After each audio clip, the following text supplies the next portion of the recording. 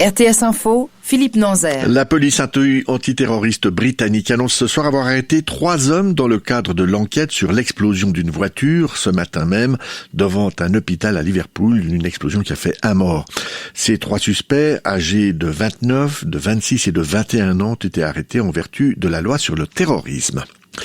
Nouvelle attaque sanglante au Burkina Faso. Au moins 19 gendarmes et un civil ont été tués aujourd'hui lors d'une attaque de djihadistes présumée contre un avant-poste de la police militaire proche d'une mine d'or.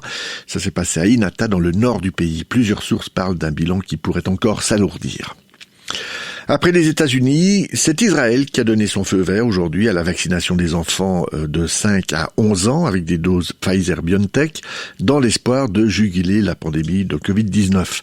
La date du début des vaccinations d'Israël sera annoncée dans les prochains jours, selon le ministère de la Santé israélien. L'Autriche, elle, va confiner dès demain les personnes qui ne sont pas vaccinées ou qui n'ont pas contracté récemment le Covid-19. C'est une première en Europe. La mesure vise bien entendu à endiguer le nombre record de nouveaux cas de coronavirus qui ont été enregistrés depuis maintenant plusieurs jours. Comme les Suisses, les Autrichiens qui ont été vaccinés 2 fois représentent environ 65% de la population, un chiffre qui est inférieur à la moyenne européenne, laquelle est de 67%. En Suisse, le trafic ferroviaire entre Genève et Lausanne restera restreint durant toute la semaine prochaine, soit jusqu'à dimanche prochain. C'est ce qu'annoncent ce soir les CFF, qui expliquent que des études géologiques ont montré que le sous-sol, sous le remblai, à la hauteur de Tolochna, doit être encore mieux stabilisé avant que les trains puissent circuler normalement, c'est-à-dire plus rapidement. Concrètement, 4 trains par heure au lieu de 6 continueront de circuler dans chaque sens durant la semaine prochaine. L'offre de bus de remplacement entre Morges et Alamand reste maintenu.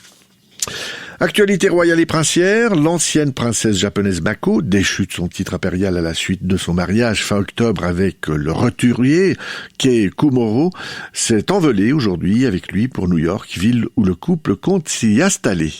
C'est sous bonne escorte que les époux ont pris un vol commercial pour New York depuis l'aéroport de Tokyo Haneda, sans dire un mot aux nombreux journalistes qui étaient pourtant présents pour l'occasion. Météo, le ciel sera changeant demain avec de nombreuses formations nuageuses, notamment des nuages bas sur le plateau et d'autre part des passages de nuages moyens et élevés à partir du sud-est. Il y aura par moments des éclaircies qui seront probablement plus marquées en Valais, sur le Jura, voire sur les Préalpes.